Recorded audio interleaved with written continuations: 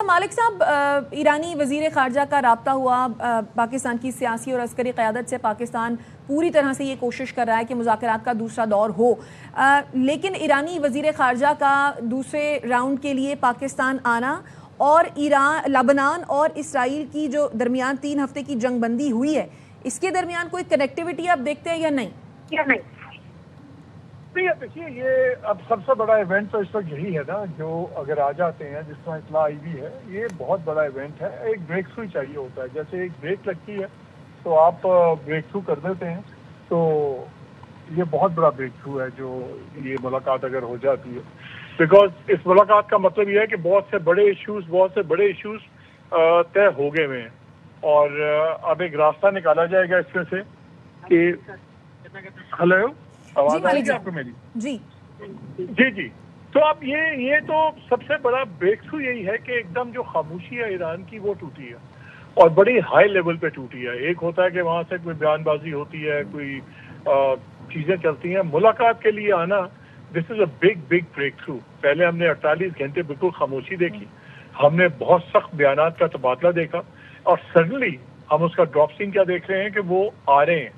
So it means कि ये खाली बर्फ पिघली नहीं है, बहुत ज़्यादा पिघली है और ये अब अगले इसका नज़र ये आ रहा है कि अगले राउंड की जो बेसिक टॉकिंग पॉइंट्स हैं वो फाइनलाइज हो रहे हैं और शायद उसके अंदर ईरान की तरफ से कुछ और पाकिस्तान पे बोझ पड़ेगा कि आप ये बात भी उनसे क्लैरिटी से करें और उसके लिए इन पर्सन मीटिंग होना बहुत ज़रूरी है। देखिए, बहुत बातें हैं जो आपकी दोनों ममालिक में बैठे बैठे हो जाती हैं।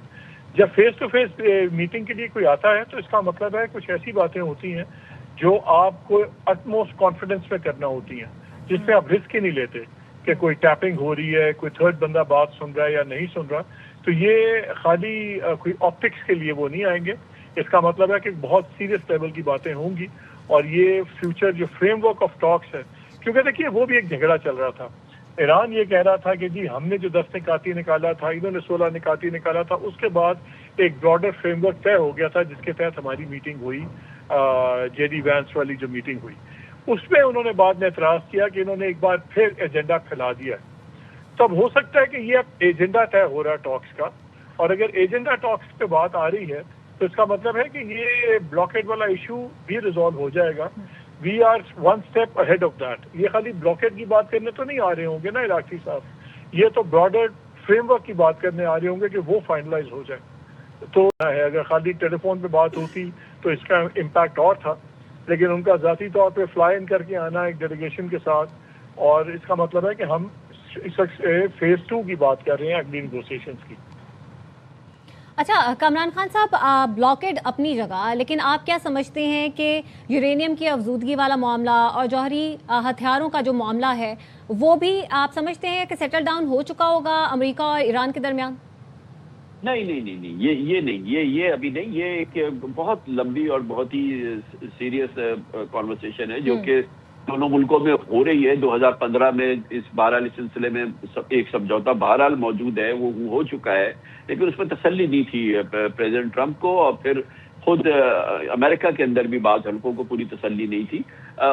मगर वो एक बहुत उम्दा बुनियाद है, मगर वो बहुत ही सीरियस मामला है कि ईरान किस हद तक जो है वो अमेरिका की ख्वाहिशात या मुतालबात को पूरा कर सकता है, वो अपनी जौहरी कुव्वत को किस हद तक कम करेगा, कितना वो अपने आप को कंप्लीटली डीन्यूक्लियराइज कर लेगा। तो ये तमाम चीजें, ये जरा मुश्किल है। बैलिस्टिक मिसाइल वो उनका दिफा का सबसे बड़ा दीवार है, तो वो उसको कॉम्प्रोमाइज करना या उस पर बात करना वो बहुत तफसील की बात है, और वो अगर उसमें वो पहले आ जाए और फिर दूसरी चीजें पीछे चली जाए तो फिर तो कोई मुज़ाकरात जो है ये तो 6 महीने से कम में नहीं हो सकते। ये माहिरीन का ये ख्याल है कि इसको किसी इन मामलात पे जो आपने फरमाया, जो न्यूक्लियर की बात की आपने या बैलिस्टिक मिसाइल्स की बात की, ये दैट्स अ लॉन्ग डील, ये अभी नहीं हो सकता।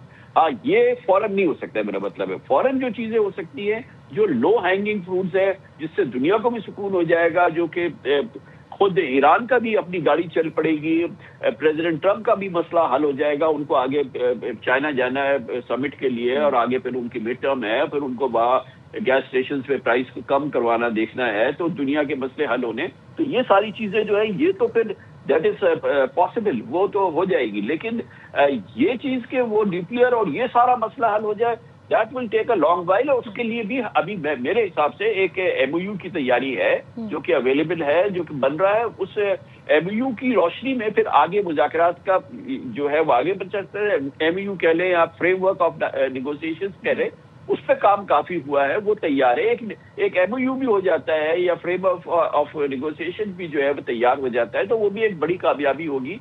तो इब्तिदाई जो मुज़ाकरात हैं जो कि इंशाल्लाह कल से शुरू होंगे, तो वो 48 और 72 घंटे के अंदर कोई एक रिजल्ट, अगर विल है, अगर ख्वाहिश है, अगर इस नियत से आ रहे हैं दोनों फरीकैन कि हमने जो है एक अच्छी इब्तिदा करनी है, ठीक है। जो दूसरे मसले हैं, जो सारी चीजें हैं, वो फिर आगे चल के मुज़ाकरात जो तफसीली होंगे, इसमें टेक्निकल डेलीगेट्स आएंगे, फिर बहुत तफसीली बात होगी।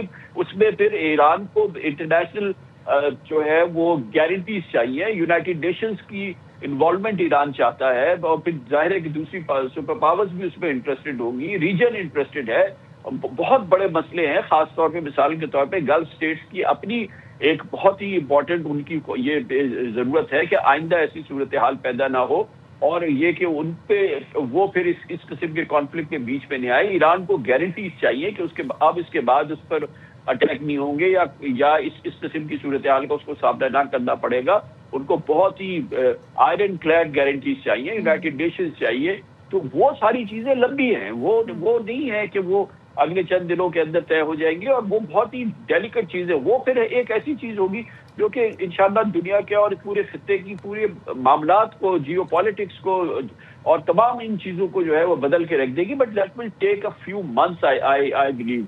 लेकिन वो चीज जिससे क्या दुनिया के ये 7 अरब 8 अरब लोग जो है वो पहले सुकून का सांस ले रहे, वो 48 घंटे में हो सकती है, 72 घंटे में हो सकती है। सिंपल एज दैट कि हॉर्मोन्स खोल दी जाए, दोनों तरफ से हॉर्मोन्स खोल दी जाए, और इब्तिदाई जो भी अंडरस्टैंडिंग हो सकती है वो हो जाए, तो वो है। और आई थिंक उसका ताज जो है फिर पाकिस्तान के सर पे फहराया जा सकता है। पाकिस्तान के लिए उसके अनगिनत डिविडेंड है। और सिर्फ ये देखिए ना, ये इतनी हसास चीज है कि ये सिर्फ ये खबर इसमें हमारे यहाँ ये ब्रेक हुई है कि जी के ये कॉल हुई थी, और उसके बाद अब्बास इराकी साहब तशरीफ ला रहे हैं।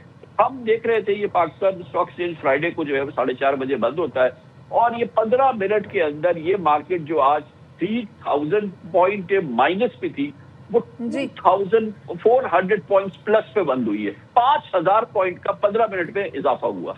तो ये इतनी इसमें इंटरेस्ट है सिर्फ खबर की, सिर्फ इस खबर के शायद डायलॉग शुरू हो रहे हैं और ईरानी डेलीगेशन आ रहा है। बिल्कुल, आप हमारे साथ ही मौजूद रहिए।